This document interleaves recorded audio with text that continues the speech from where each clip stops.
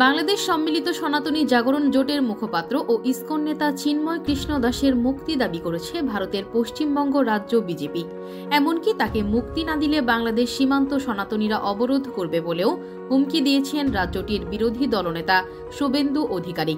একই সঙ্গে কলকাতার বাংলাদেশ ডেপুটি হাইকমিশনের সামনে বিক্ষোভেরও হুমকি দিয়েছেন তিনি। 25 নভেম্বর রাতে এক প্রতিবেদনে এই তথ্য জানিয়েছে ভারতীয় সংবাদ মাধ্যম দ্য ওয়াল।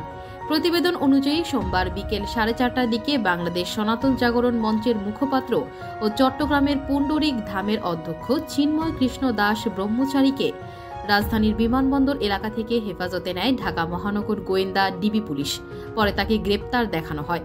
ইসকনের নেতা চিন্ময় কৃষ্ণ দাসের গ্রেপ্তার নিয়ে উদ্বেগ প্রকাশ করেছে। সোমবার রাতে বিজেপি নেতা শুভেন্দু অধিকারী সাংবাদিকদের কাছে দাবি করেন, বাংলাদেশের অন্তর্বর্তী সরকার হিন্দুদের ওপর নিপীড়ন করছে। এমনকি বাংলাদেশে হিন্দুদের অস্তিত্ব রক্ষার নেতা চিন্ময় কৃষ্ণ প্রভুকে ইউনূস সরকার গ্রেপ্তার করেছে বলেও অভিযোগ উঠেছে।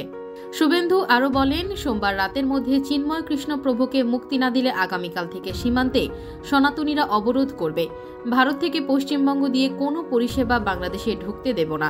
একই সঙ্গে কলকাতায় অবস্থিত বাংলাদেশের ডেপুটি হাই কমিশনারের অফিসও টানা ঘেরাও অবস্থানের হুঁশিয়ারি দিয়েছেন পশ্চিমবঙ্গ রাজ্যের এই বিরোধী দলনেতা।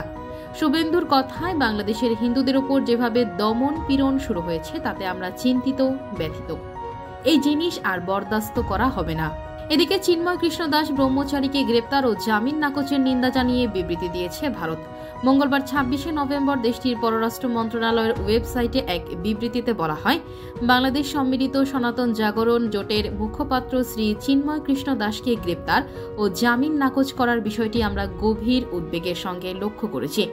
বাংলাদেশে আসামিদের দ্বারা হিন্দু ও অন্যান্য সংখ্যালঘুদের ওপর একাধিক হামলার পরে এখন এই ঘটনা ঘটল।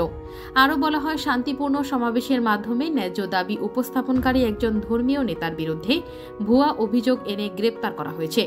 বিপরীতে সংখ্যালঘুদের ওপর হামলাকারী দুষ্কৃতিকারীরা বাইরে ঘুরে বেড়াচ্ছে। ভারত চিন্ময় দাসের গ্রেপ্তারের প্রতিবাদে শান্তিপূর্ণভাবে প্রতিবাদকারী সংখ্যালঘুদের ওপর হামলার বিষয়ে উদ্বেগ প্রকাশ করছে। সেই সঙ্গে বিবৃতিতে হিন্দু ধর্মাবলম্বী সহ সকল সংখ্যালঘুদের শান্তিপূর্ণ সমাবেশ ও মত প্রকাশের স্বাধীনতার অধিকার প্রতিষ্ঠা ও নিরাপত্তা নিশ্চিত করার আহ্বান জানানো হয়েছে বাংলাদেশ সরকারের প্রতি। একই সাথে এক এক্স পোস্টে শুভেন্দু অধিকারী লিখেছেন, হিন্দু নেতা চিন্ময় কৃষ্ণ দাস প্রভুকে ঢাকার ডিবি শাখা গ্রেপ্তার করেছে। তিনি বাংলাদেশের সংখ্যালঘু হিন্দুদের টিকে থাকার লড়াইয়ের নেতৃত্ব দিচ্ছিলেন।